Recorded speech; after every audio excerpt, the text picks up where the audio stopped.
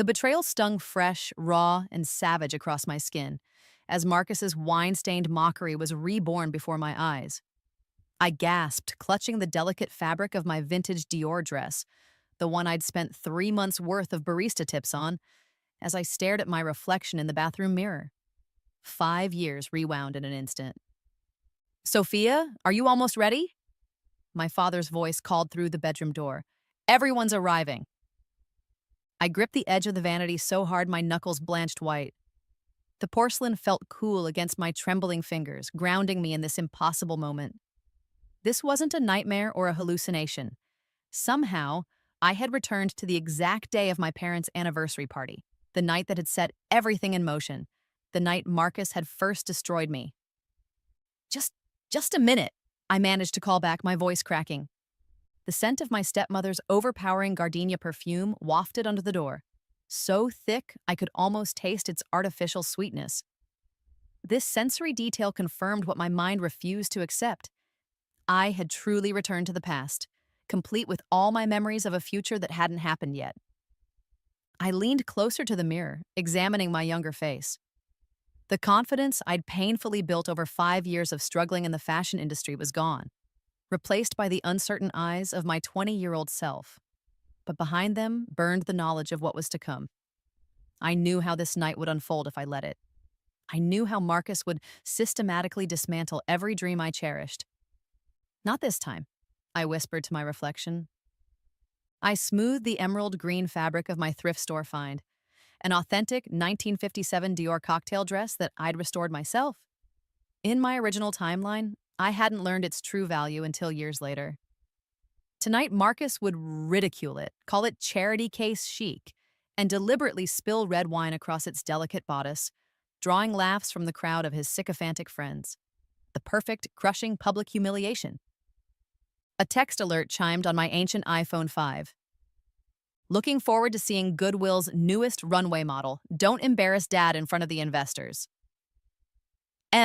I clutched the phone, a wave of nausea rising in my throat. The familiar message burned across my screen, confirming my bizarre reality.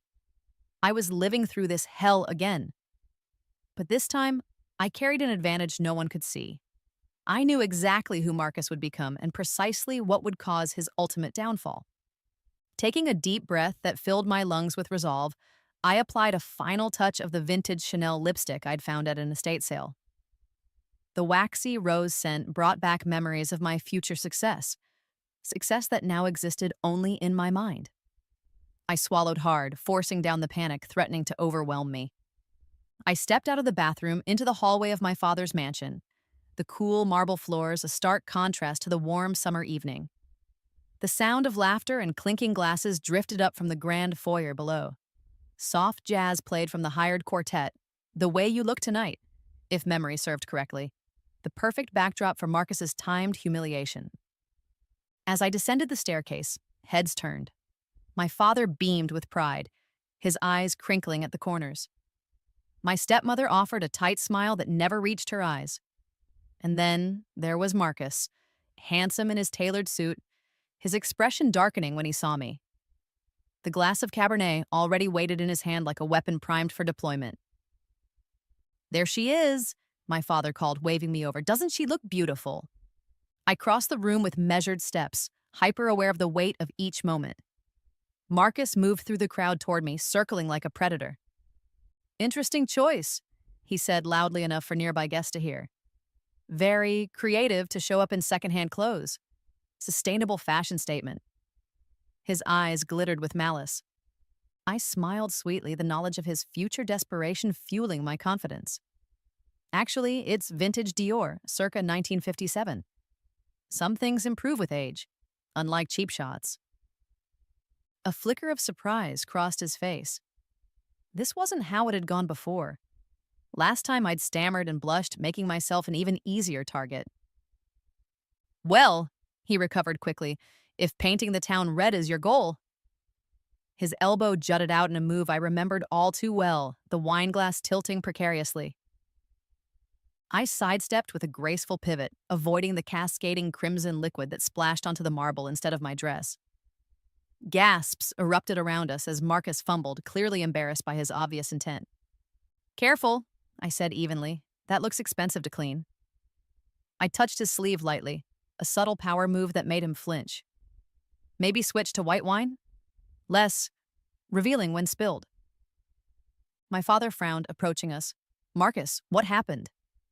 Just an accident, I interjected smoothly. Nothing important. Marcus's jaw tightened. This wasn't how he'd scripted this moment. I could see him recalculating, trying to understand how his perfect victim had suddenly grown teeth. Excuse me, I said. I should check if any drops hit my dress. In the bathroom, I examined the fabric carefully. A few droplets had caught the hem. Nothing like the devastating stain from my first life. As I gently blotted the silk with a damp cloth, the door opened behind me. A woman with short silver hair and striking black-framed glasses entered. I froze, recognizing her immediately. Elise Montclair, the fashion photographer whose chance encounter had changed my life. But not until 3 years from now, in my original timeline. Vintage Dior, she remarked, eyeing my dress appreciatively. Remarkable condition. You have an excellent eye. My heart raced. Thank you. I found it at, let me guess, some obscure thrift shop where no one recognized its value? She smiled knowingly. Those are the best finds. She pulled a business card from her clutch. Simple black text on heavy cream cardstock. Elise Montclair, I'm shooting a piece on sustainable vintage fashion next month. Call me if you're interested. The weight of the card in my palm felt like destiny reshaped. I'm Sophia Reeves, I managed, fighting to contain my trembling excitement. I know who you are, she replied cryptically. Your father's been showing your design sketches to half the room. With a knowing smile, she added, not everyone out there is impressed by wine tricks and trust funds. Some of us recognize real talent. The sound of the bathroom door closing behind her echoed like a starting pistol. I stared at the card in my hand, feeling the embossed letters beneath my fingertips. Last time, I hadn't met Elise until after college, after years of struggling. Now she was handing me an opportunity before the night was even over. I tucked the card into my vintage beaded clutch and returned to the party, where Marcus stood with his arm around our father's shoulders, already working to undermine whatever praise my sketches had received. Design school is expensive, he was saying, and so competitive. I told Sophia she should consider business courses instead, something practical. I approached silently, the click of my heels masked by the quartet's music. The smell of rich food and expensive cologne hung in the air, mingling with the underlying current of ambition that always permeated my father's business gatherings. Actually, I interrupted, I have an interview for the Ramsey Scholarship next week. Full ride.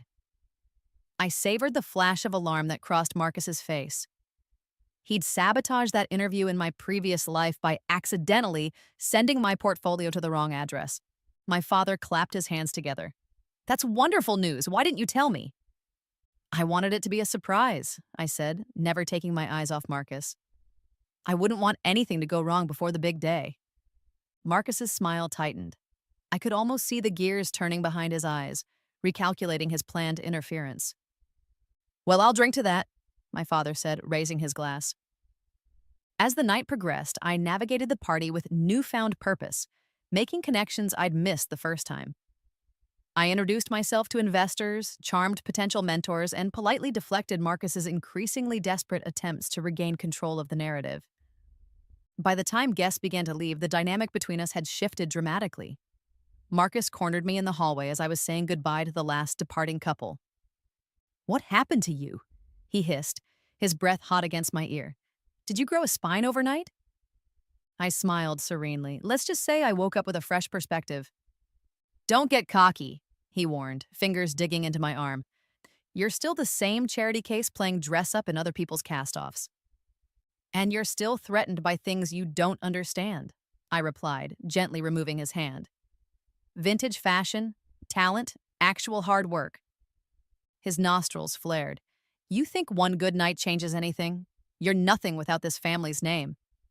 We'll see, I said, the knowledge of his future collapse warming me from within. Time has a way of revealing who people really are. As I climbed the stairs to my bedroom, clutching Elise's business card, I felt the weight of this second chance settling across my shoulders. The night air flowing through my open window carried the sweet scent of jasmine from the garden below. I breathed it in deeply, savoring this moment of perfect clarity. Marcus had no idea what was coming. His betrayal had been reborn, but so had I. And this time, I wouldn't just survive, I would thrive.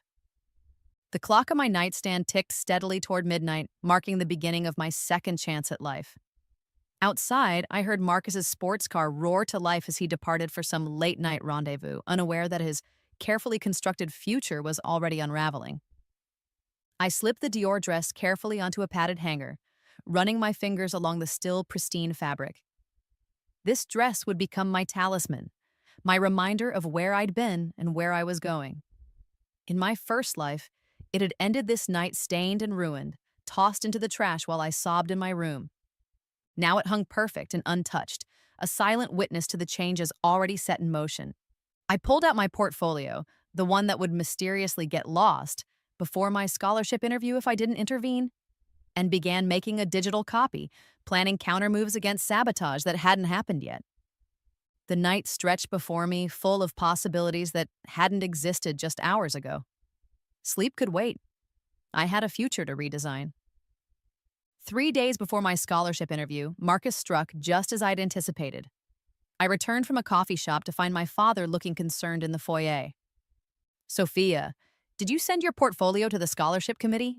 he asked, holding up a returned mail package, my carefully curated collection of designs and fabric samples with a bright yellow address unknown sticker plastered across it.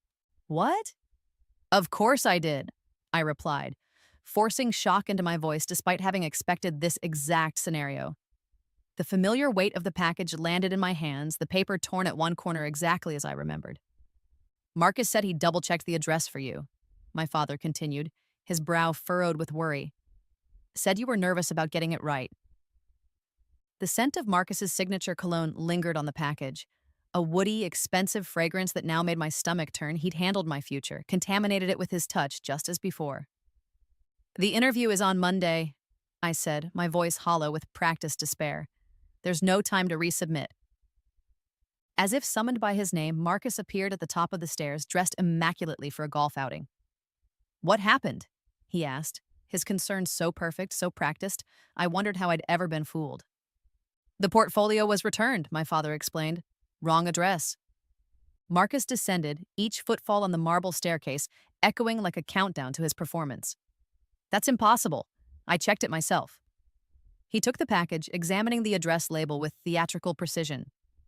"Oh no, I see what happened. The building number is transposed. It should be 1670, not 1607.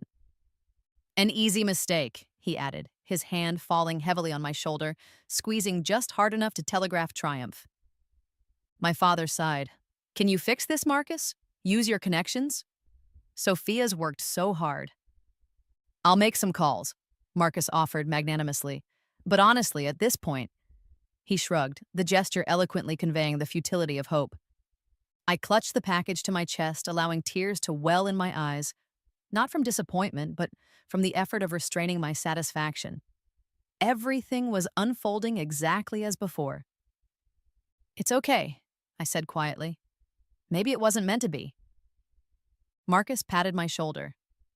"There's always community college," he suggested with the perfect blend of condescension and fake compassion. That evening, after a somber family dinner where Marcus repeatedly reminded everyone of his efforts to salvage the situation, he knocked on my bedroom door. I steeled myself, knowing what came next. "I felt bad about what happened," he said, leaning against my doorframe with casual entitlement. He tossed a small envelope onto my bed. "So I got you something."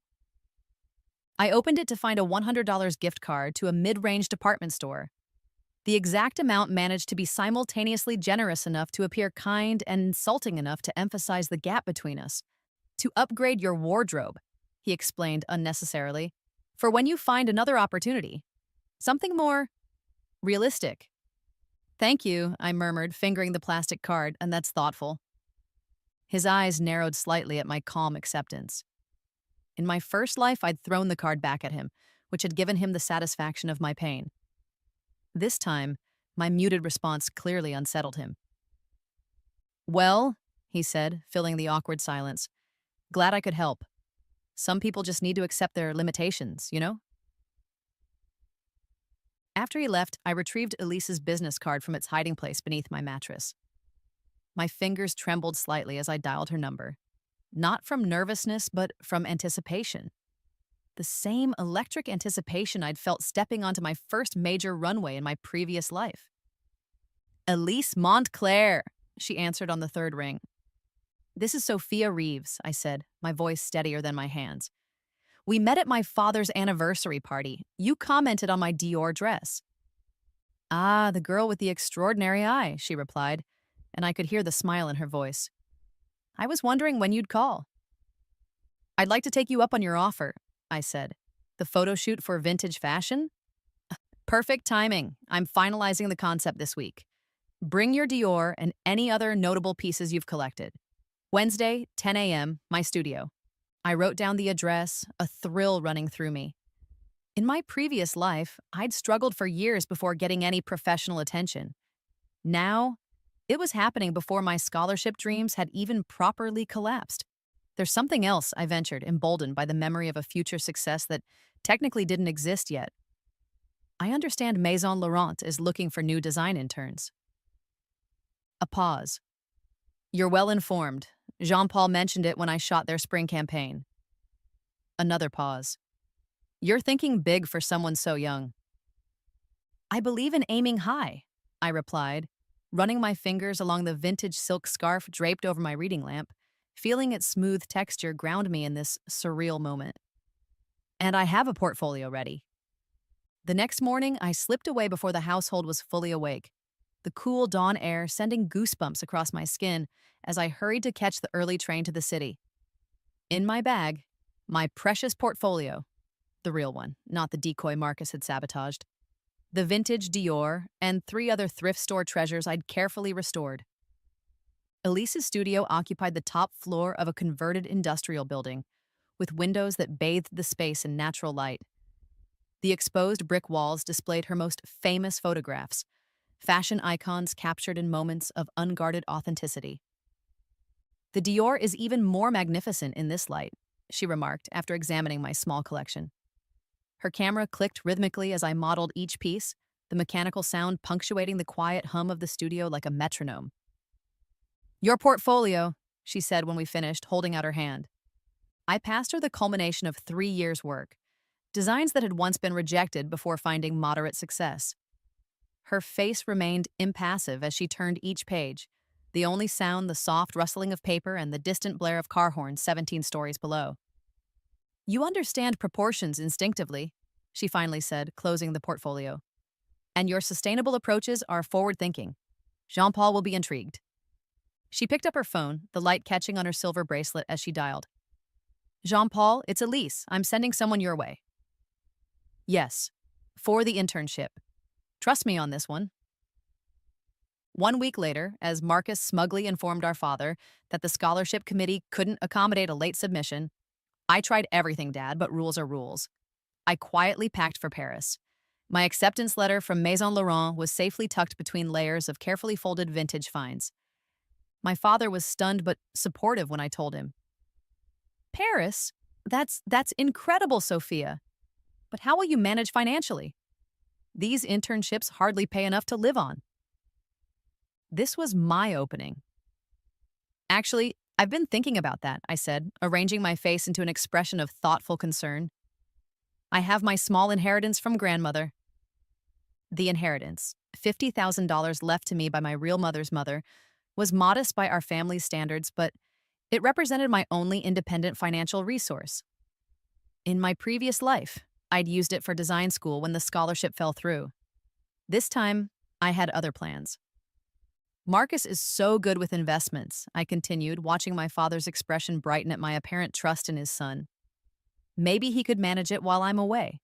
Generate some income to supplement the internship stipend? My father beamed. That's a wonderful idea. Marcus will be touched by your confidence in him.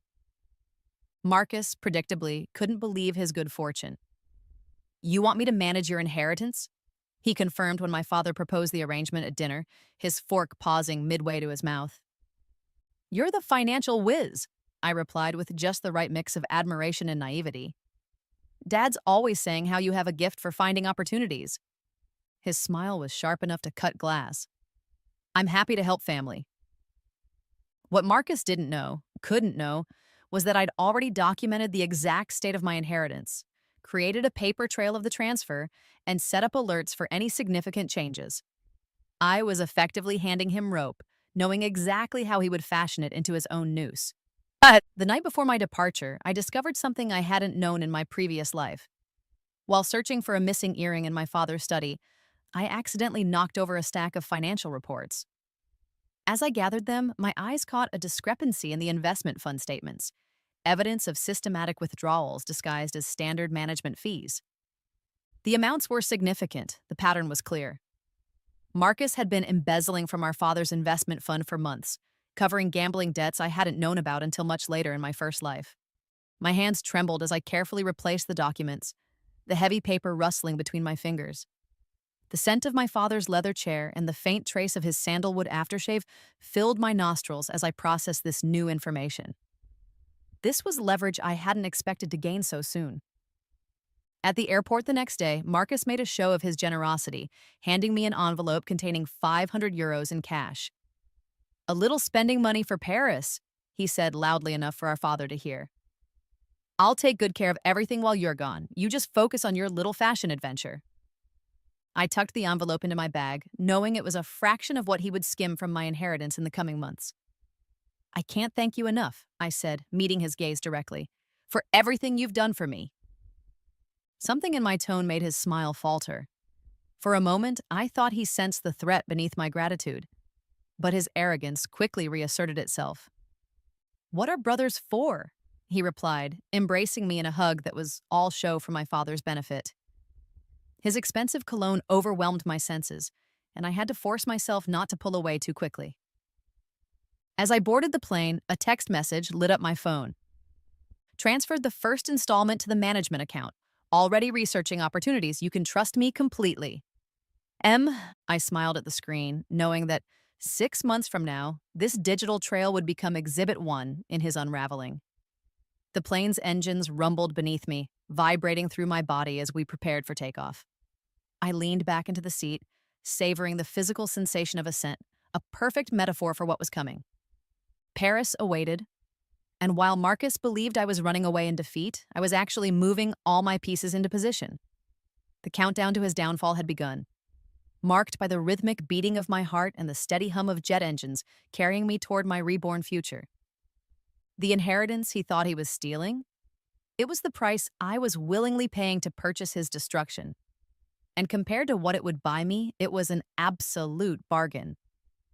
6 months flew by in a whirlwind of fabric swatches, late-night design sessions, and the intoxicating energy of Paris fashion houses. My internship at Maison Laurent had evolved into a junior designer position after my reworking of a vintage Pierre Cardin jacket caught Jean-Paul's discerning eye. The confidence that had taken years to build in my previous life now bloomed effortlessly, nurtured by success that came as naturally as breathing. Fashion Week transformed Paris into a buzzing hive of creativity and ambition. The scent of fresh roses and expensive perfume permeated the air around the venue, where Maison Laurent would debut its sustainable capsule collection, including 3 of my designs. My fingers tingled with nervous anticipation as I adjusted a final drape on the centerpiece, a reimagined cocktail dress crafted from reclaimed 1960s evening gowns. Magnifique, Jean-Paul murmured, nodding his approval before disappearing into the chaos of pre-show preparations. I checked my phone, confirming the car I'd arranged for my father would deliver him on time. He'd been thrilled to receive the invitation, his first tangible proof that my Paris adventure was more than just running away from disappointment. What I hadn't told him was that Marcus had invited himself along. The backstage door swung open, admitting a blast of cool autumn air and the unmistakable sound of my stepbrother's practiced charm. My sister's the rising star here, Sophia Reeves. I should be on the list. I stiffened, though I'd been expecting this moment for weeks. The familiar weight of dread settled in my stomach like a cold stone, but this time it was tempered by preparation. In my previous life, this ambush had blindsided me, leaving me vulnerable to his manipulation. Now I was ready, I rounded the corner to find Marcus dazzling a young assistant with his smile, his tailored suit exuding the effortless wealth he worked so hard to project. My father stood beside him, his genuine pride a stark contrast to Marcus's calculated interest. Sophia! My father rushed forward, enveloping me in a hug that smelled of home and safety. This is incredible! Thanks, Dad, I said, returning his embrace before turning to my stepbrother. Marcus, what a surprise. Couldn't miss my sister's big moment, he replied smoothly, air-kissing both my cheeks with European flair. His aftershave was different, more expensive, more exclusive, but the underlying notes of deception remained unchanged. He pulled me aside while my father was distracted by the activity around us, his fingers digging into my arm. You've been holding out on me, he whispered, his breath hot against my ear. All this time I thought you were playing dress-up, and now you're the talk of Paris fashion circles. You never asked, I replied evenly, refusing to flinch from his grip. Well, I'm asking now. His smile remained fixed, his eyes hard as polished stones. There's opportunity here, connections. You should have brought me in sooner. I extricated myself from his grasp, the fabric of my vintage Givenchy sleeve whisking against his cufflink. You're here now, I said, matching his smile with one equally practiced. Enjoy the show. What I didn't say was that I'd anticipated this exact moment, this pivot from dismissal to attempted exploitation once he recognized potential profit. It was all so predictable, right down to the calculated warmth in his voice when Jean-Paul approached to introduce himself. Marcus Reeves, he said, shaking the designer's hand with perfect pressure. Sophia's brother and financial backer. I recognized her talent early. Took a chance on her when no one else would. The lie slid from his lips so effortlessly, I almost admired the craftsmanship. My father, still within earshot, frowned slightly but said nothing, unwilling to create tension on my big day. Jean-Paul raised an eyebrow, glancing between us. How fortunate for Maison Laurent that you did. Your sister has remarkable vision. Family looking out for family, Marcus replied with a modest shrug. I'd love to discuss how we might deepen this partnership. Perhaps over dinner? And there it was, the third betrayal, right on schedule. I watched as Marcus seamlessly inserted himself into my narrative, rewriting history to claim credit for opportunities he'd actively tried to destroy. In my first life, this moment had devastated me, undermining the confidence I'd painstakingly built and severing budding professional relationships. This time, I merely checked my watch. 10 minutes to showtime, I announced. You should find your seats. Front row, as requested. As they moved toward the runway, I overheard Marcus. I've been guiding her career since she was a teenager. Saw the raw potential beneath the thrift store aesthetic. I breathed deeply, the familiar sense of backstage fashion shows, fabric steam, cosmetics, nervous sweat, and hairspray, steadying my resolve. This was merely Act 1 of his performance. Act 2 would play out exactly as I needed it to. The show unfolded flawlessly. Models glided down the runway and reimagined vintage pieces that told stories across decades. Stories of renewal and second chances that resonated deeply with my own reborn existence. When my designs appeared, the audience's reaction was immediate. Approving nods, smartphone cameras raised in unison, the subtle shift in energy that signaled genuine interest. Afterward, amid the congratulatory chaos, I watched Marcus work the room with practiced precision. He moved from industry titan to fashion editor to potential investor, always with the same narrative. He'd discovered me, funded me, shaped my raw talent into something marketable. By midnight, he'd arranged a meeting with executives from Lumiere Lux, one of the industry's most prestigious conglomerates, positioning himself as my manager and talent scout. The audacity was breathtaking, even knowing it was coming.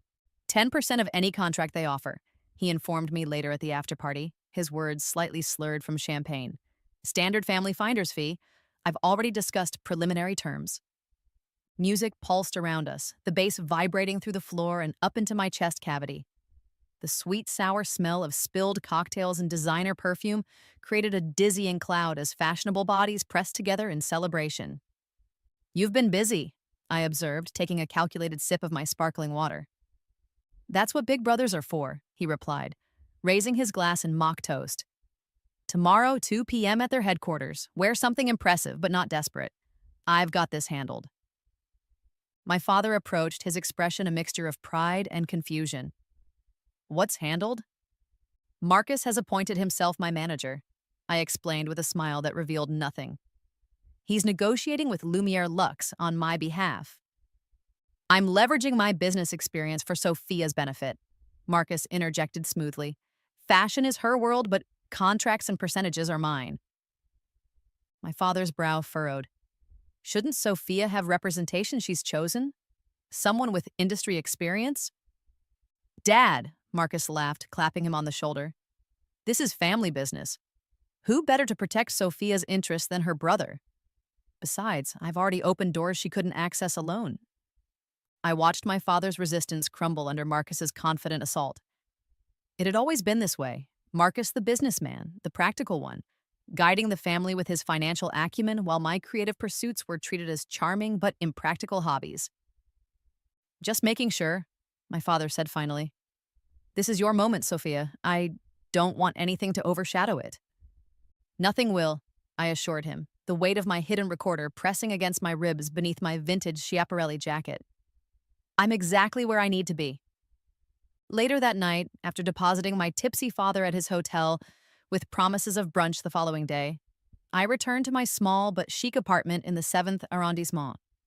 The familiar creak of my third-floor floorboards welcomed me home as I kicked off my heels, the wood cool beneath my stockinged feet. I retrieved the recorder from its hiding place in my jacket's inner pocket and connected it to my laptop. Marcus's voice filled my silent apartment. Taking a bit more than the usual percentage from her accounts, but she'll never notice. Just like she never noticed when I redirected her scholarship portfolio. The girl's talented but clueless about money. Same with Dad's investment fund. As long as the quarterly statements look normal, no one asks questions. I closed my eyes, savoring the mechanical click as I stopped the recording. In vino veritas, in wine, truth. And Marcus had consumed plenty of both tonight.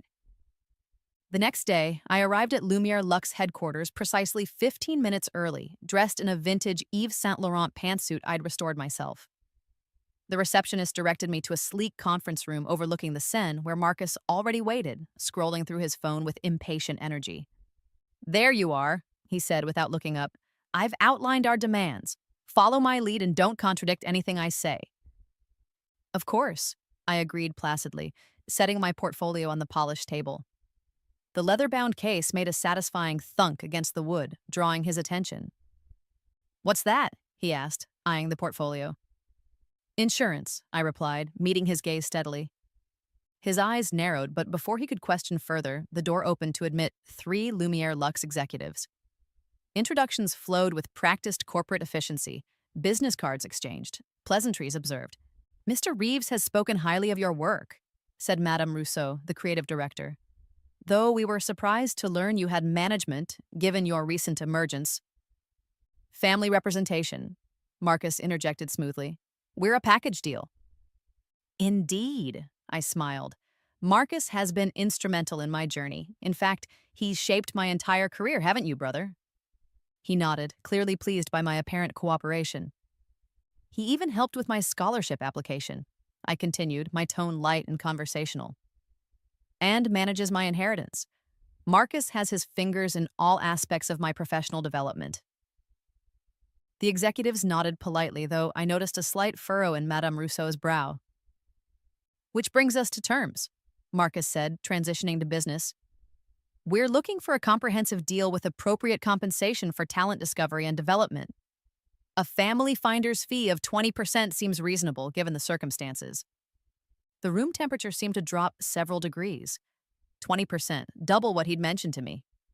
The executives exchanged glances. That's rather unusual, Monsieur Baudin, the contracts specialist observed. Typically, new designers entering partnerships? My sister is hardly typical, Marcus interrupted, his confidence unbounded. You're not just getting a designer. You're getting the Reeves family connections and my business expertise.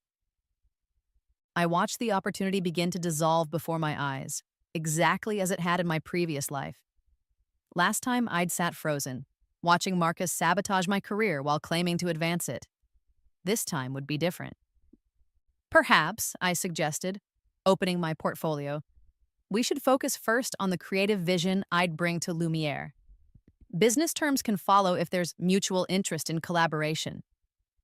Marcus shot me a warning glance, but the executives nodded appreciatively. An excellent suggestion, Madame Rousseau agreed, leaning forward with interest as I revealed my designs. For the next 30 minutes, I guided them through my sustainable luxury concept.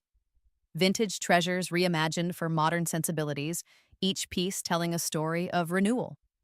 The energy in the room shifted perceptibly, creative excitement replacing business wariness. This is precisely the direction we've been exploring, Madame Rousseau said, her fingertips trailing reverently over my sketches. The sustainability aspect in particular resonates with our 5-year vision. Marcus shifted in his seat, clearly impatient with the creative detour.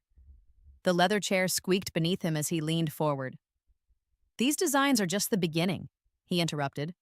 But before we get too deep into aesthetics, we should establish the framework of our partnership. I closed my portfolio with deliberate slowness, the sound echoing in the suddenly tense room. Actually, before we continue, I need to clarify something. I turned to the executives with an apologetic smile. My brother is not, in fact, my manager or representative. I have no formal business relationship with him whatsoever. The room fell silent.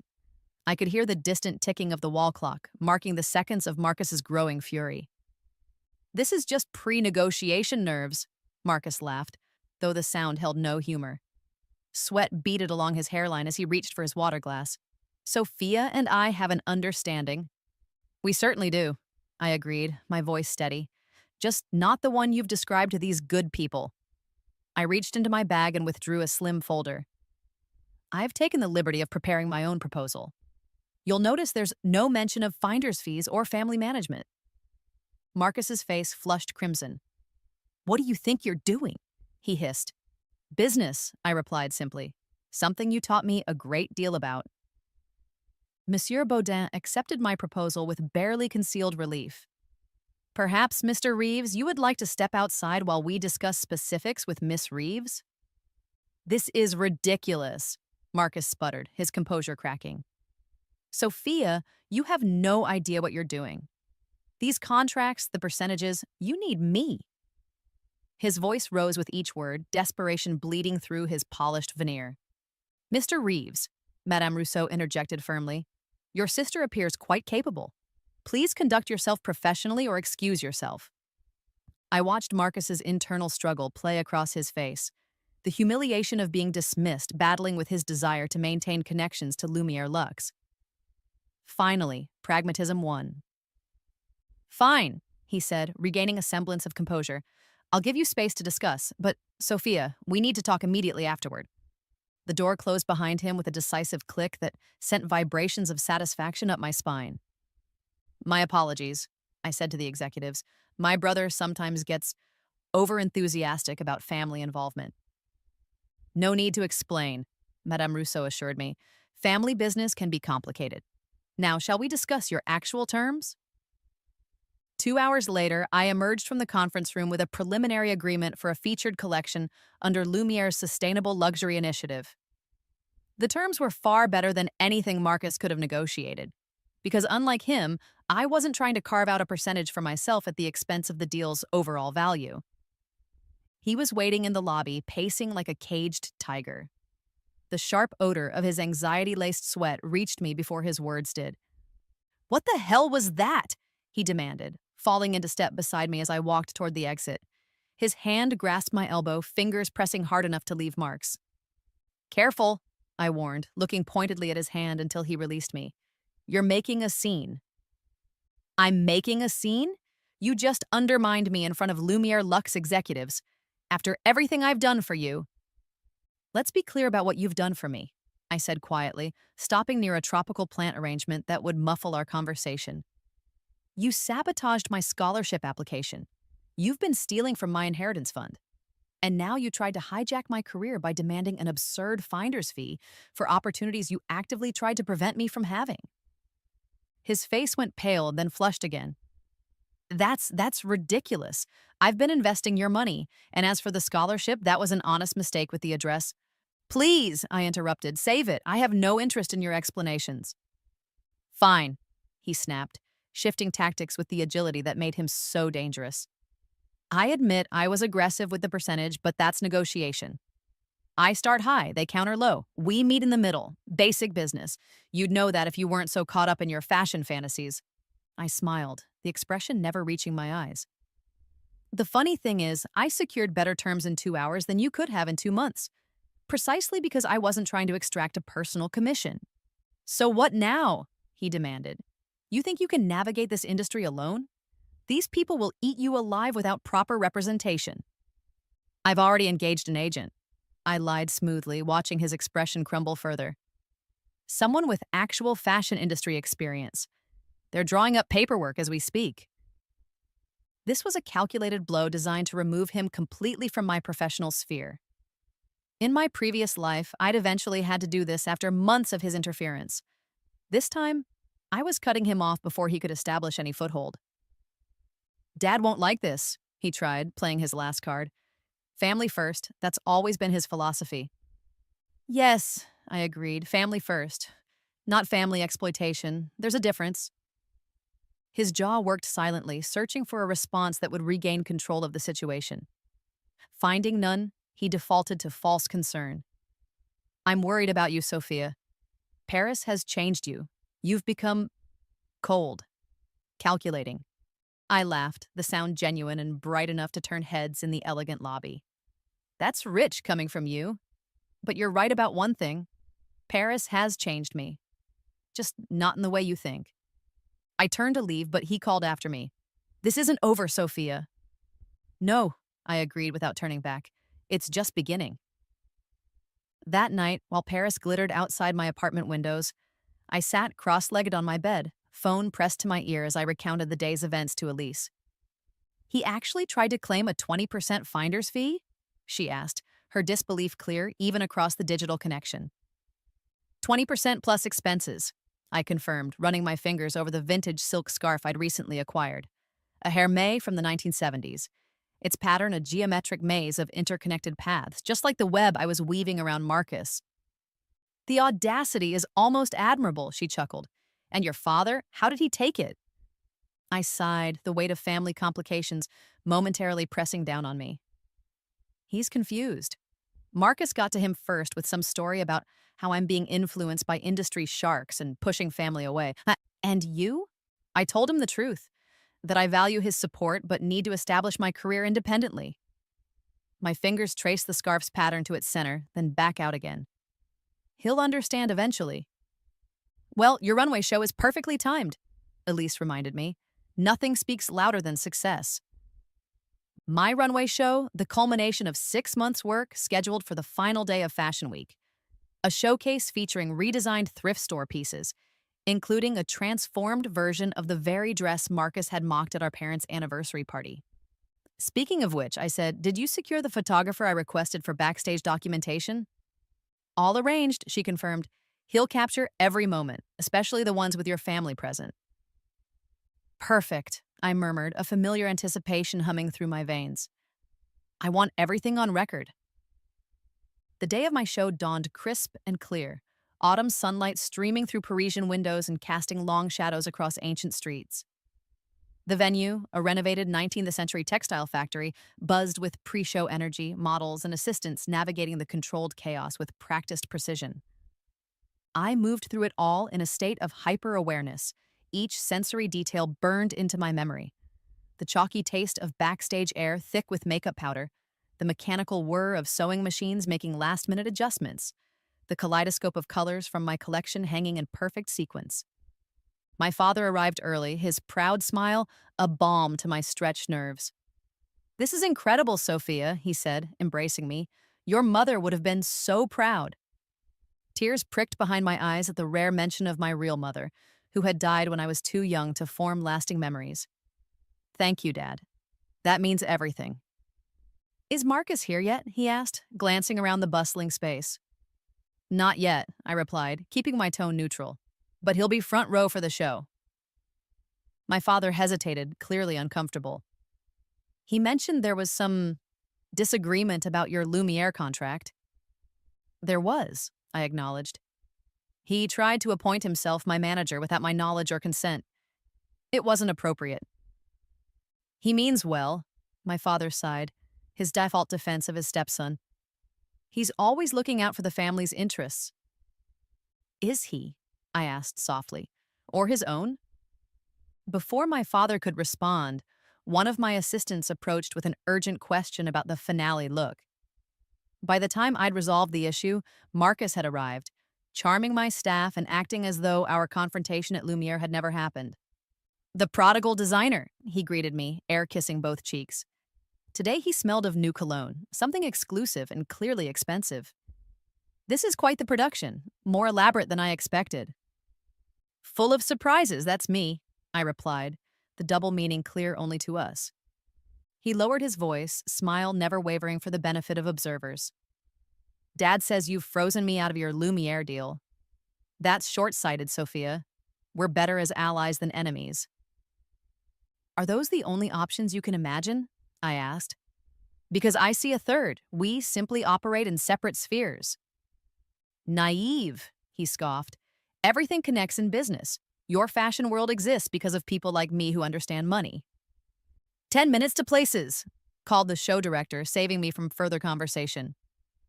Enjoy the show, I told Marcus, already turning away. I think you'll find it educational. The lights dimmed right on schedule, plunging the venue into momentary darkness before a single spotlight illuminated the runway entrance.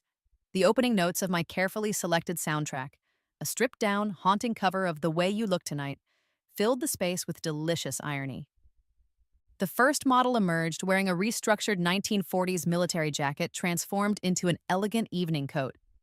Each subsequent look told a story of reinvention, discarded pieces finding new purpose, overlooked treasures revealing hidden potential.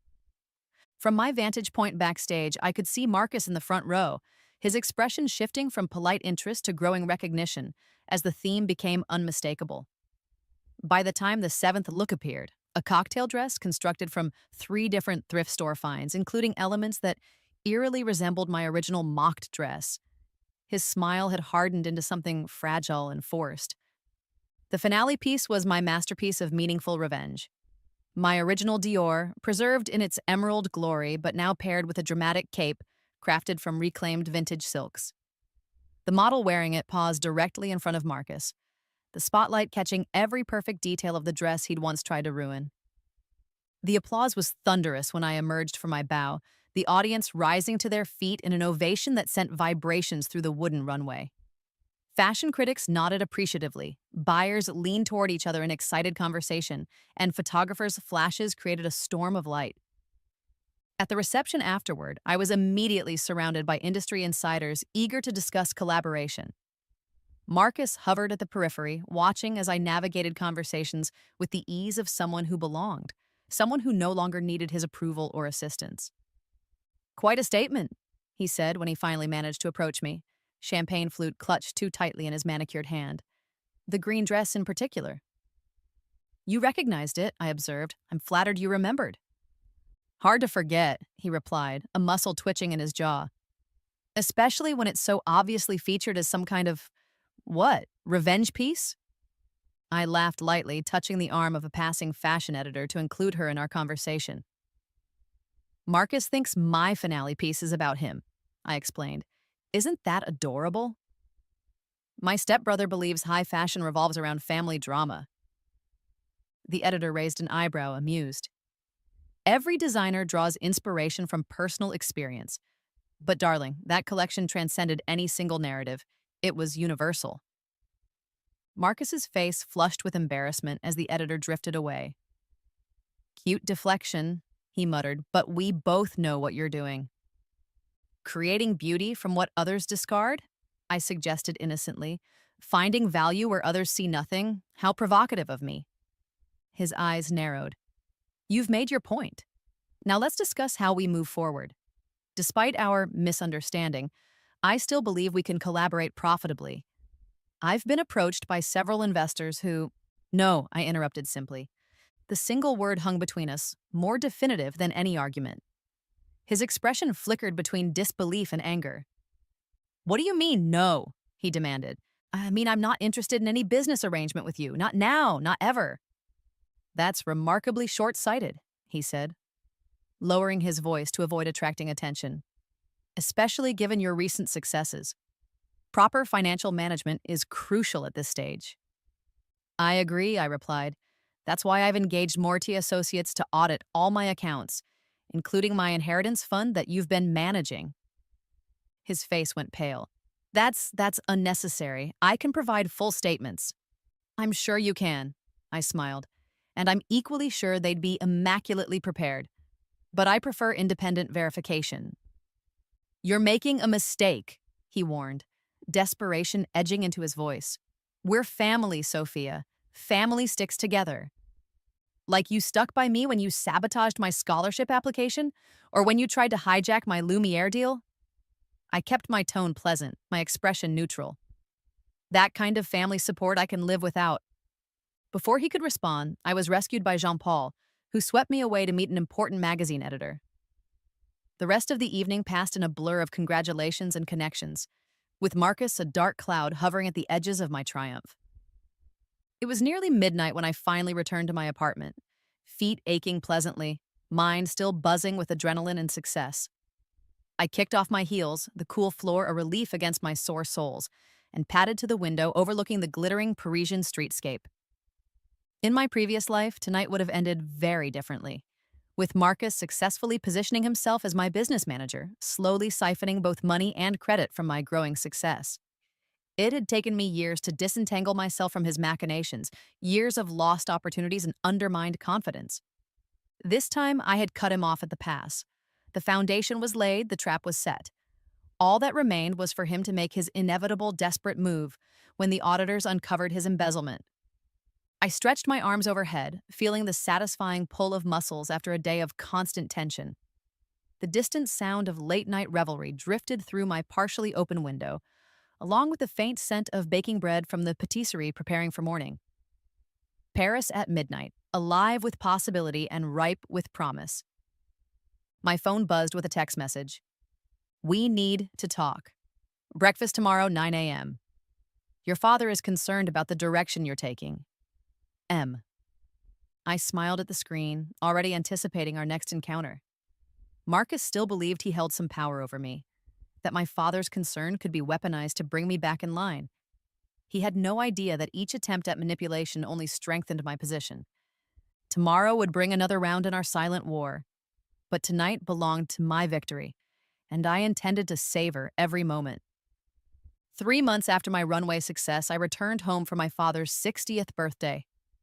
Winter had settled over the city, transforming the familiar landscape of my childhood into something both beautiful and harsh, much like my evolving relationship with my family. The car service dropped me at the mansion's circular driveway, where fresh snow crunched beneath my boots as I made my way to the imposing front door. The cold air carried the crisp scent of pine from the surrounding trees, mingling with wood smoke from the home's massive fireplaces. I paused, my breath forming clouds in the frigid air, and steeled myself for what awaited inside. Marcus opened the door before I could ring the bell, his smile politician perfect. "The prodigal daughter returns," he said, stepping back to admit me. "Nice of you to make time in your busy schedule." "I wouldn't miss Dad's birthday," I replied, unwinding my Hermès scarf, a gift from Jean-Paul after our successful collaborative collection.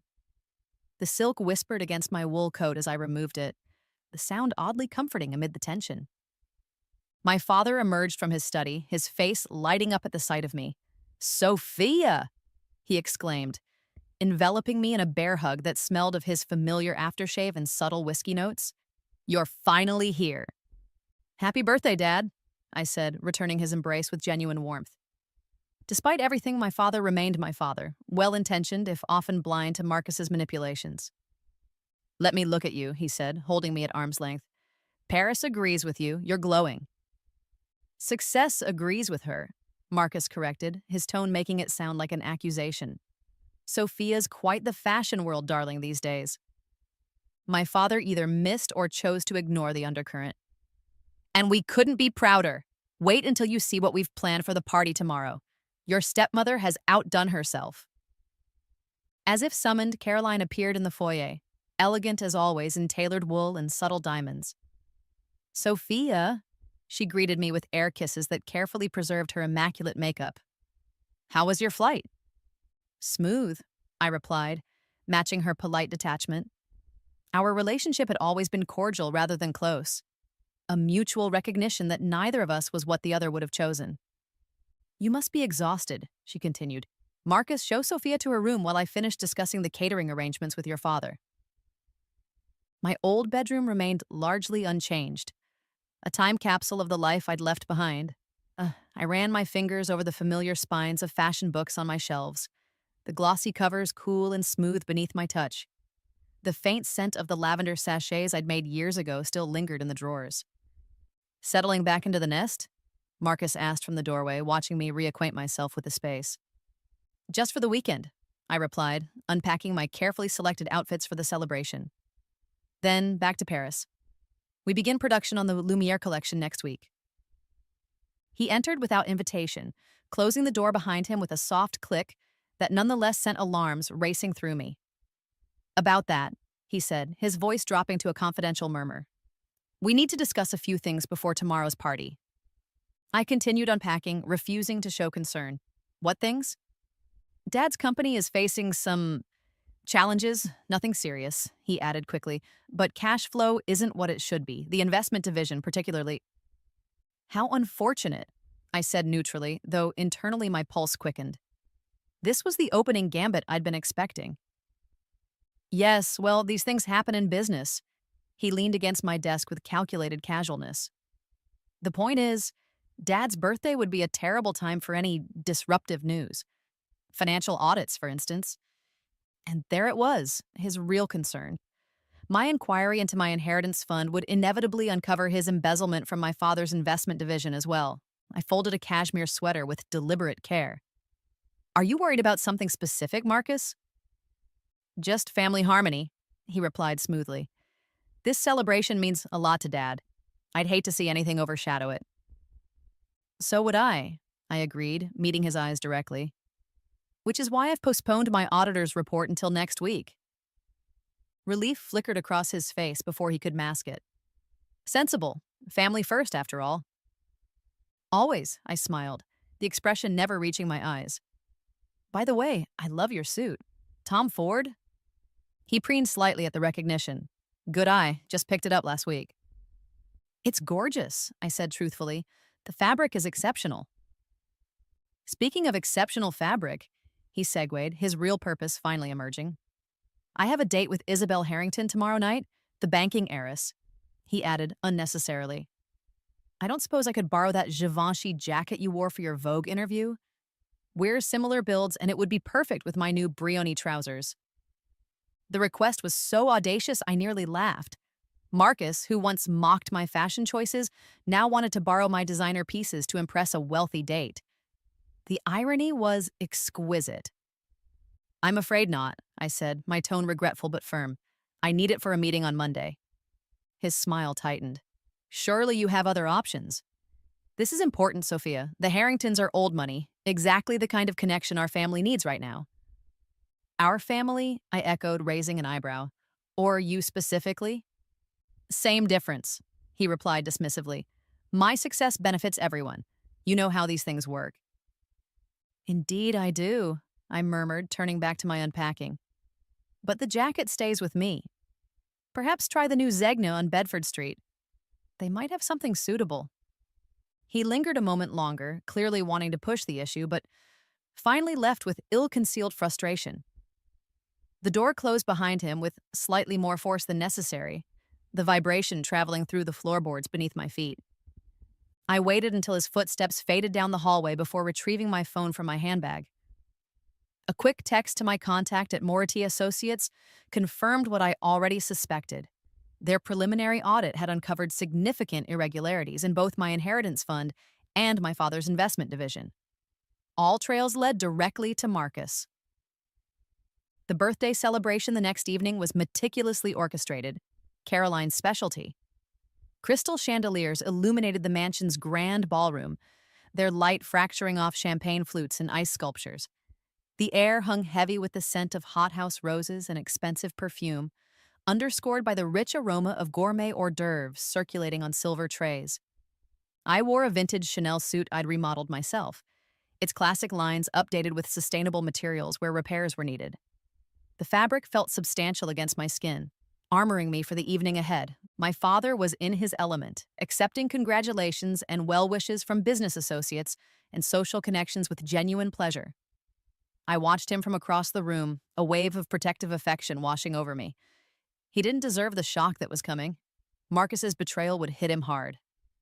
"He looks happy," Marcus observed, appearing beside me with 2 champagne flutes. He offered one to me, a peace offering after yesterday's tension. "Let's keep him that way." I accepted the glass but didn't drink. Interesting tactic, suggesting I'm the threat to his happiness. "Just being practical," he replied, sipping his champagne. "Financial scandals are messy, family reputation and all that." "Indeed," I agreed. "It's fortunate we agree on protecting Dad." Marcus nodded, clearly relieved at what he perceived as my cooperation. "I knew you'd be reasonable once you had time to think it through. Family first." "Speaking of family business," I said casually, "did you know I've been investing my Paris earnings?" "Have you?" he asked, only mildly interested. "Quite successfully," I continued. "I've developed a particular interest in established companies undergoing leadership transitions." "Fascinating," he said, his attention already drifting to a group of potential investors across the room. "It is, actually. For instance, did you know Winchester Holdings was available for a controlling interest purchase?" I watched his face carefully as I mentioned our father's company. His head snapped back toward me, eyes suddenly sharp. "Winchester isn't publicly traded." "No," I agreed, "but private shares can still be acquired with the right connections and sufficient capital." His expression shifted from dismissal to dawning alarm. "What exactly are you saying, Sophia?" I smiled, raising my champagne in a small toast. "I'm saying congratulations on your new boss, brother dear." The blood drained from his face so quickly, I worried momentarily that he might faint. "That's not possible," he whispered. "You couldn't afford—" 6 months of high-profile design contracts, careful saving, and excellent investment advice," I cut in smoothly. "Plus, the price was quite reasonable, given certain irregularities in the company's investment division that hadn't yet come to light." "You're bluffing," he hissed, but the uncertainty in his eyes betrayed his fear. "Am I?" I countered. "Perhaps you should check the shareholder registry. It was updated yesterday." He stared at me, champagne forgotten in his hand. "Why?" he finally managed. "Why would you do this?" "Insurance," I replied simply. "Against exactly the kind of manipulation you're attempting right now." Before he could respond, my father's voice rose above the party's gentle hum. "If I could have everyone's attention, please. I have an exciting announcement to make." All eyes turned toward him, standing proudly at the center of the room with Caroline at his side. Marcus and I moved closer, his steps wooden with shock. "As many of you know," my father began, "Winchester Holdings has been my life's work for 30 years. Building it from a small investment firm into what it is today has been my greatest professional achievement." He paused, smiling around at the assembled guests. "But all good things evolve, and it's time for Winchester to enter its next chapter." Murmurs rippled through the crowd. Marcus tensed beside me. "I'm thrilled to announce that Winchester will be partnering with Lumiere Lux to create a pioneering sustainable investment division focused on ethical fashion and design innovations." Applause scattered through the room, though many guests looked confused by this unexpected development. "And," my father continued, pride evident in his voice, "this new division will be headed by someone whose talent and vision continues to astound me. My daughter, Sophia." The applause grew stronger as all eyes turned to me. I stepped forward, embracing my father warmly before turning to address the surprised crowd. "Thank you," I said, my voice steady despite the adrenaline coursing through me. "This partnership represents everything I believe in, combining sustainable fashion with ethical investment strategies. I'm honored to help shape Winchester's future in this exciting new direction." As I spoke, I was keenly aware of Marcus standing frozen at the edge of the crowd, the final pieces clicking into place for him. Not only had I acquired controlling interest in our father's company, but I'd also engineered my own position within it. A position that would give me oversight of the very division he'd been embezzling from. The rest of the evening passed in a blur of congratulations and questions about the new venture. I navigated them all with practiced ease, the skills I'd developed in Paris serving me well in this unexpected homecoming triumph. It was nearly midnight when Marcus finally cornered me on the terrace, the winter air bitter cold around us. His breath formed angry clouds as he spoke, his voice tight with fury. "You've been planning this all along," he accused, the facade of civilized behavior finally cracking. "From the moment you went to Paris, this was your endgame." I gazed out at the snow-covered garden, the moonlight casting blue shadows across its untouched surface. "Not exactly," I replied honestly, "but I learned long ago to prepare for your inevitable betrayals." "This isn't over," he warned, desperation lending his words a dangerous edge. "You have evidence of financial irregularities? Fine. Use it. Expose me. But remember, it will destroy Dad too." I turned to face him fully, studying the brother who had caused me so much pain in 2 lifetimes. "That's where you're wrong, Marcus. I don't need to expose you." "What does that mean?" he demanded. "It means I've already handled the irregularities," I explained. "The missing funds have been replaced from my own accounts. As far as the books show, there was never any embezzlement." His expression cycled rapidly through confusion, disbelief, and suspicion. "Why would you do that? What's your angle?" "Protection," I said simply. "For Dad, not you." "I don't understand," he admitted, genuine bewilderment replacing some of his anger. "I know," I replied, almost pitying him in that moment. "That's always been your problem. You see every relationship as transactional, something to exploit for personal gain. You can't fathom someone acting to protect another person without seeking advantage." "So you're what, the selfless daughter, the family savior?" He scoffed, but the effect was undermined by the uncertainty in his eyes. "No," I said quietly. "I'm just someone who learned from your playbook and improved on it. The difference is I have a line I won't cross. Dad's happiness is that line." I moved toward the terrace doors, pausing beside him. "By the way, you should know that the Winchester board meets on Tuesday to review divisional performance. As the new sustainability director, I'll be present. I suggest you prepare a very thorough presentation of the investment division's activities." His face paled in the moonlight. "You said you covered the missing funds." "I did," I confirmed. "But that doesn't mean I removed the evidence of who took them in the first place." I smiled gently. "Insurance, remember? Against exactly this kind of situation." I left him standing alone in the cold, the weight of realization settling over him like the snow that had begun to fall again, silent and implacable. Through the glass doors, I could see my father laughing with old friends, blissfully unaware of the power shift that had just solidified beneath his celebratory roof. The trap was set. All that remained was for Marcus to walk into it of his own accord, which, given his nature, was all but guaranteed. 2 weeks after my father's birthday celebration, Marcus requested an urgent meeting with Winchester Holdings' board of directors. The email arrived at precisely 9:17 a.m., its tone professional but underscored with barely concealed desperation. "In light of recent market volatility, I believe it's imperative we discuss the establishment of an emergency liquidity fund. The investment division has identified several high-yield opportunities that could offset potential downside risks. Translation, he needed money and he needed it fast." I forwarded the message to my father with a brief note suggesting we accommodate Marcus's request. The board meeting was scheduled for Thursday afternoon. In the intervening days, I met with Moritier Associates to review their completed audit. The leather folder they provided contained detailed evidence of Marcus's systematic embezzlement, nearly $2 million siphoned through a complex web of false investments and management fees. The papers felt heavy in my hands, weighted with the power to destroy his reputation permanently. "The funds you replaced have been properly documented as an anonymous family gift," Mr. Moritier assured me, his voice carrying the precise, clipped tones of someone who had spent decades navigating financial improprieties. There's no trace of the original misappropriation in the official records. And the evidence? I asked, tapping the folder. Exists only in this copy and our secured files, he confirmed, as requested. I nodded, satisfied. And the other matter we discussed? Harrington National Bank has been fully briefed on their new sustainability investment advisor's credentials. They're quite impressed with your background and eager to formalize the arrangement. Excellent, I murmured, feeling the final pieces of my long game slide into place. Is there anything else I should know before Thursday? Mr. Moritier hesitated, his fingers fidgeting with his platinum pen.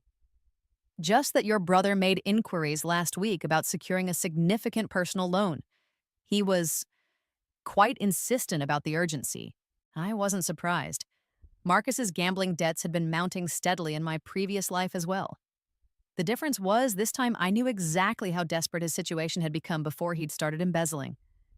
Thank you for the information, I said, rising to conclude our meeting. I'll see you Thursday. Thursday dawned gray and threatening, heavy clouds hanging low over the city skyline. I dressed with particular care that morning, selecting a vintage Dior suit similar in cut to my original mock dress, but in deep charcoal rather than emerald green. Around my neck, I wore a scarf crafted from silk remnants of that first dress, a personal touch invisible to anyone but me. The Winchester Holdings boardroom occupied the top floor of a downtown skyscraper, its floor-to-ceiling windows offering dramatic views of the storm clouds gathering outside. The heavy oak table gleamed under recessed lighting, its surface reflecting the tense faces of board members as they assembled. My father sat at the head of the table, reading glasses perched on his nose as he reviewed the meeting agenda. Marcus sat to his right, immaculately dressed but with telltale shadows beneath his eyes, betraying his stress. He barely acknowledged my entrance, his attention fixed on the financial projections he'd prepared. The air in the room felt charged, like the atmosphere before lightning strikes. The faint scent of coffee and expensive cologne mingled with the distinctive smell of money and power, paper, ink, and subtle anxiety. Shall we begin? My father asked once everyone was seated. The meeting proceeded through standard updates and quarterly reviews, the familiar corporate rhythm lulling some board members into complacency. I watched Marcus grow increasingly tense as the minutes ticked by, his fountain pen tapping against his notepad in an irregular staccato that betrayed his impatience. Finally, my father turned the floor over to him. Marcus has requested time to discuss a special liquidity opportunity. Marcus? He stood, smoothing his tie with slightly trembling fingers. Thank you, Dad. Esteemed board members were facing a unique moment in the market. His voice carried the practiced confidence of someone who had bullied and charmed his way through countless presentations. I've identified several high-yield investment streams that require immediate capital to access. For the next 15 minutes, he outlined an elaborate investment strategy involving offshore opportunities and complex derivatives. His proposal culminated in a request for a $10 million allocation under his direct management with minimal oversight due to the time-sensitive nature of the opportunities. The metallic taste of anticipation filled my mouth as I watched the board members exchange skeptical glances. Marcus's desperation had pushed him to overreach. The projected returns are certainly impressive, said Eleanor Winters, our longest-serving board member, her voice dry as autumn leaves. Almost suspiciously so, given current market conditions. These are exclusive opportunities, Marcus insisted, a bead of sweat forming at his temple despite the room's cool temperature. Available through private connections. And what exactly are these connections? Asked another board member, his pen poised above his notebook. Marcus hesitated, caught between necessary disclosure and the fiction he'd constructed. I'm afraid I can't reveal specific names due to confidentiality agreements. The room temperature seemed to drop several degrees. My father frowned, studying his son with newfound concern. This wasn't the smooth, controlled Marcus they were accustomed to seeing. Before we continue, I interjected gently, I believe we're scheduled to meet with representatives from Harrington National Bank regarding our new sustainability initiative. They should be arriving momentarily. On cue, my assistant opened the boardroom door. The Harrington team has arrived, Miss Reeves. Marcus's expression flickered between relief at the interruption and confusion about a meeting he hadn't been briefed on. Harrington? I wasn't aware we were discussing sustainability today. A recent development, my father explained. Sophia has been working with Harrington to establish a green investment fund. Since we're discussing new capital allocations, it seemed efficient to combine the meetings. The Harrington contingent filed in. 3 executives in conservative suits, led by William Harrington himself, patriarch of the banking family and father of the heiress Marcus had been pursuing. I rose to greet them, shaking hands with practiced warmth. Mr. Harrington, thank you for joining us. We're honored by your personal attendance. The older man nodded, his silver hair catching the light. Wouldn't miss it. Your sustainability proposal is the most innovative approach we've seen in years. As the bankers settled into the remaining seats, I reached for my portfolio case and extracted a slim folder bound in recycled leather. For those just joining us, we were discussing new investment allocations. Marcus shifted uncomfortably in his seat, eyes darting between me and the Harrington executives. Perhaps we should table my proposal until after the sustainability discussion? Different audience, different priorities. Actually, I smiled, I think the timing is perfect. The board should evaluate all capital allocation options simultaneously to make informed decisions. There was no reasonable way for him to object without appearing obstructionist. He subsided into tense silence as I distributed materials to everyone at the table. Winchester Holdings is at a crossroads, I began. We can continue traditional investment approaches with diminishing returns and increasing ethical questions, or pioneer something truly revolutionary. For the next 20 minutes, I outlined my vision for sustainable investment, directing capital toward ethical fashion, renewable materials research, and circular economy initiatives. The presentation was compelling not just in concept, but in projected returns. Conservative, but solid, backed by market research and authenticated case studies. The Harrington Partnership would position us at the forefront of this growing sector, I concluded, with first-mover advantage in a market projected to reach $50 billion within 5 years. The board members nodded appreciatively, their expressions transitioning from skepticism to interest. Even my father looked impressed.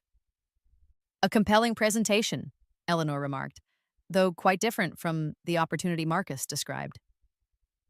All eyes shifted back to my brother, who had grown increasingly pale during my presentation. Different markets, different approaches, he said dismissively. My proposal addresses immediate yield opportunities, while Sophia's is more aspirational. Interesting choice of words, I replied evenly. Perhaps we should examine the risk profiles of both approaches. Mr. Harrington's team has prepared a comparative analysis. Marcus tensed as William Harrington extracted a document from his briefcase. At Miss Reeves' request, we conducted due diligence on several investment strategies, including the offshore opportunities mentioned earlier. You had no right to share my proprietary research, Marcus interjected, the first cracks appearing in his composed facade. Nothing proprietary was shared, I assured him. Just the general structure and suspected returns of certain high-yield overseas investments, the kind that often attract individuals facing liquidity challenges. The implication hung in the air like smoke. Marcus's eyes widened as he realized the trap he'd walked into. William Harrington continued as if there had been no interruption. Our analysis indicates these opportunities bear all the hallmarks of sophisticated fraud schemes. We strongly advise against any allocation of capital to these ventures. That's preposterous, Marcus sputtered, his neck flushing red above his crisp collar. Your bank simply wants to direct the funds toward Sophia's pet project instead. I assure you, our assessment is objective, Harrington replied coldly. In fact, we've forwarded our findings to the appropriate regulatory authorities, as is our legal obligation. The boardroom fell silent. Even the hum of the building's ventilation system seemed to pause in recognition of the moment's gravity. Outside, rain began to patter against the windows, each drop a tiny percussion marking the seconds of Marcus's unraveling. My father cleared his throat, the sound painful in the tense silence. Marcus, is there something you need to tell us about these investment opportunities? They're legitimate, he insisted, but his voice had lost its commanding edge. Sweat now beaded visibly on his forehead, catching the light as he shifted uncomfortably. I vetted them personally. Like you vetted my inheritance investments? I asked quietly. The question landed like a physical blow. Marcus's head snapped toward me, his expression a mixture of shock and dawning horror, as he realized just how thoroughly he'd been outmaneuvered. What exactly are you implying? My father asked, looking between us with growing concern. Perhaps this would be an appropriate moment for a brief recess, I suggested, gathering my materials with deliberate calm. The Harrington team and I can step out while the board discusses both proposals. As we rose to leave, I reached into my portfolio and extracted one final document, placing it precisely at the center of the polished table. The embossed letterhead of Harrington National Bank gleamed under the recessed lighting. Loan application denial. I nearly forgot, I said, removing a pen from my jacket pocket. This wasn't just any pen. It was crafted from reclaimed materials, including threads from my original thrift store dress, compressed with sustainable resin into an elegant writing instrument. Mr. Harrington asked me to officially sign the rejection of a recent loan application. Marcus's face drained of all remaining color as I bent to sign the document with precise, unhurried strokes. The scratch of the pen nib against paper was audible in the silent room. A personal loan application, I clarified unnecessarily, for quite a substantial amount. Unfortunately, the risk assessment was unfavorable. As I straightened, my gaze locked with Marcus's. In that moment, I saw something I'd waited years to witness in both my lifetimes: the recognition of complete defeat. If you'll excuse us, I smiled, gesturing for the Harrington team to follow me toward the door. We'll give you privacy for your deliberations. In the hallway outside, William Harrington raised an eyebrow. Ruthless execution, he observed, not without admiration. Though I wonder if you've considered the family repercussions. I smoothed my skirt, feeling the familiar texture of the vintage Dior beneath my fingertips. Family dynamics are complicated, Mr. Harrington. Sometimes surgical precision is kinder than prolonged disease. Indeed, he nodded. And speaking of precision, your timing with our sustainability advisor position was impeccable. The board votes tomorrow. I look forward to the new role, I replied, assuming the vote goes as anticipated. After today's performance, I'd say that's a foregone conclusion. We didn't have to wait long. Less than 15 minutes later, my father emerged from the boardroom alone, his face drawn with emotion I couldn't immediately identify. The board has unanimously approved your sustainability partnership, he said, his voice carefully neutral, and rejected Marcus's proposal pending further investigation of his investment activities. I see, I replied, keeping my tone professionally satisfied rather than triumphant. That's excellent news for Winchester's future. My father studied me, decades of parental insight searching for answers. Marcus left through the side door. He seemed destroyed. What exactly happened in there, Sophia? Market forces, I said simply, and consequences. The rain continued to fall against the windows, washing the city clean outside while inside. Years of corruption and manipulation were finally being rinsed away. 2 weeks after the board meeting, I was preparing for my return to Paris when Marcus and Caroline arrived unannounced at my atelier. I'd leased the converted warehouse space as a local design studio, its soaring windows and exposed brick walls the perfect backdrop for my sustainable collection. I recognized the sound of their arrival immediately. Caroline's decisive footsteps accompanied by Marcus's heavier tread, both echoing off the concrete floor. The familiar aromas of Caroline's signature perfume and Marcus's cologne reached me before they appeared in the doorway. Sophia, Caroline greeted me, her voice tight with controlled panic. We need to speak with you, urgently. I remained seated at my workbench, fingers continuing to sort through fabric swatches for my upcoming Paris show. The textured silks and repurposed materials felt reassuringly solid beneath my fingertips. I'm listening. Marcus looked nothing like the polished, confident manipulator who had tormented me across 2 lifetimes. His suit, still expensive, but noticeably less pristine, hung loosely on his frame. Dark circles shadowed his eyes, and a nervous tic pulled at the corner of his mouth. The authorities have frozen my accounts, he said without preamble. All of them. They're investigating every transaction I've made in the last 5 years. I selected a particularly beautiful piece of vintage kimono silk, holding it up to catch the afternoon light. That sounds stressful, I observed neutrally. Caroline stepped forward, her designer heels clicking sharply against the floor. This isn't a joke, Sophia. Marcus is facing potential criminal charges. Your father is devastated. The mention of my father caused a momentary pang of genuine regret. I set down the silk swatch and finally gave them my full attention. What exactly do you expect me to do about this situation? You know exactly what you can do, Marcus said, desperation giving his voice a harsh edge. You replace the embezzled funds. You have the power to tell the investigators it was all a misunderstanding, a temporary reallocation you authorized. And why would I do that? I asked, genuinely curious about what leverage he thought he still possessed. Because we're family, Caroline interjected, as if stating the most obvious truth in the world. The diamond tennis bracelet on her wrist caught the light as she gestured emphatically. And family protects each other, no matter what. I stood, smoothing my vintage Chanel skirt. Interesting perspective. Is that what you told Marcus when he sabotaged my scholarship application? Or when he tried to hijack my career in Paris? Was that family protecting family? Caroline had the grace to look momentarily discomfited. That was different. He was just looking out for himself at my expense, I finished for her, as he's always done. I made mistakes, Marcus admitted, taking a step toward me. His expensive shoes scuffed against the concrete floor, the sound oddly vulnerable.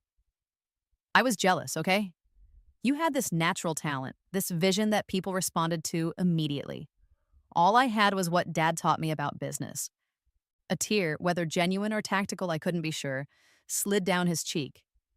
I always believed in you, Sophia. I couldn't stand being overshadowed by my little stepsister. In my previous life, this performance might have swayed me. The desperate need for family approval had been my weakness, the hook he'd used to manipulate me repeatedly.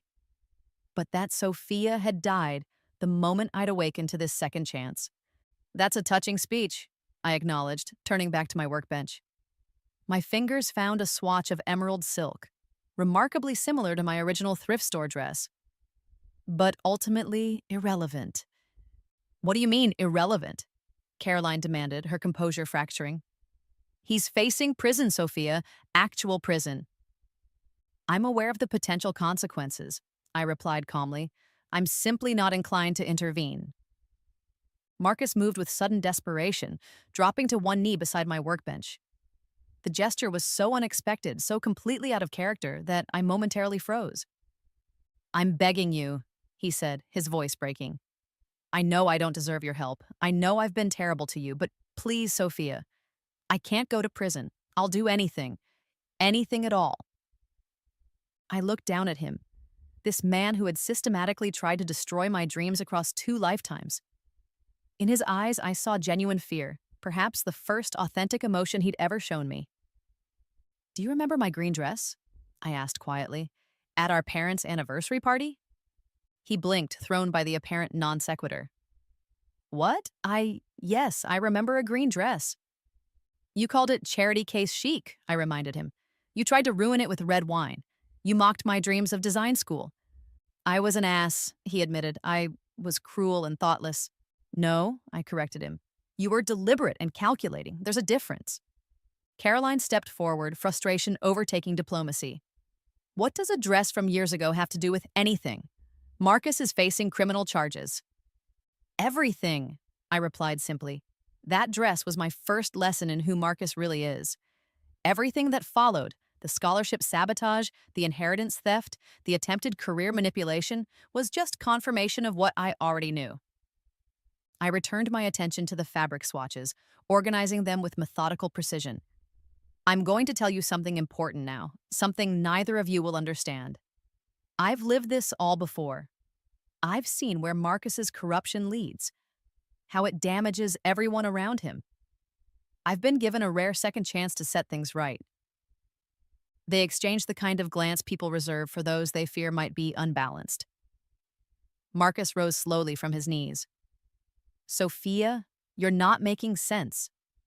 I rarely do to people who see the world solely through the lens of self-interest, I acknowledged, but my clarity isn't dependent on your comprehension. I selected another fabric swatch, this one woven from reclaimed textile waste, transformed into something beautiful and new. My Paris show opens next week. The theme is rebirth and second chances. Each piece tells a story of transformation, discarded items finding new purpose, old materials reimagined for a sustainable future. What does your fashion show have to do with helping Marcus? Caroline demanded, her patience clearly exhausted. Nothing, I replied, looking up to meet her gaze directly. That's precisely my point. My new life has nothing to do with Marcus or his problems. I've moved beyond the dynamics that once defined us. So that's it?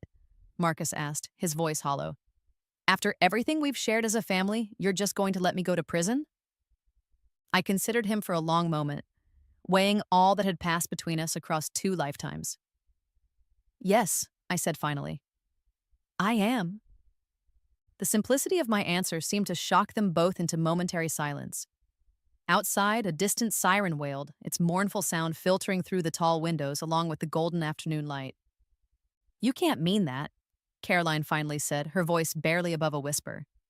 I've never meant anything more, I assured her, returning to my work. Now, if you'll excuse me, I have a collection to finish. They stood frozen, apparently unable to process my complete refusal. The concept of someone being genuinely immune to their manipulation seemed to have broken some fundamental assumption about how their world operated. Dad will never forgive you for this, Marcus tried, his final desperate card. He will, I contradicted calmly. Once he understands the full extent of your betrayal. The investigators have everything, Marcus. Not just the embezzlement from my inheritance, but the systematic theft from the company, the fraudulent investment schemes, the forged signatures, everything. His face crumpled as the last vestiges of hope abandoned him. The sound of his ragged breathing filled the quiet studio, mingling with the soft rustle of fabric beneath my fingers. You've destroyed me, he whispered. No, I corrected him gently. You destroyed yourself. I simply refuse to be collateral damage this time around. Caroline placed a steadying hand on Marcus's shoulder. Come on, she murmured. We're wasting our time here. As they turned to leave, I called after them. Marcus! He paused, a flicker of hope rekindling in his expression. The green dress you mocked? I said. It was authentic vintage Dior, worth more than your entire wardrobe. You never even knew what you were looking at. His shoulders slumped as the double meaning registered. Without another word, they walked out, the heavy metal door closing behind them with definitive finality. I sat alone in the golden afternoon light, surrounded by the materials of my reborn career, feeling neither triumph nor regret. Only the quiet satisfaction of a story reaching its proper conclusion. Outside, the city continued its endless rhythm, indifferent to the small human dramas playing out within its boundaries. Inside, I returned to my work, fingers tracing patterns across fabric that would soon transform into something new and beautiful, just as I had done with my second chance at life.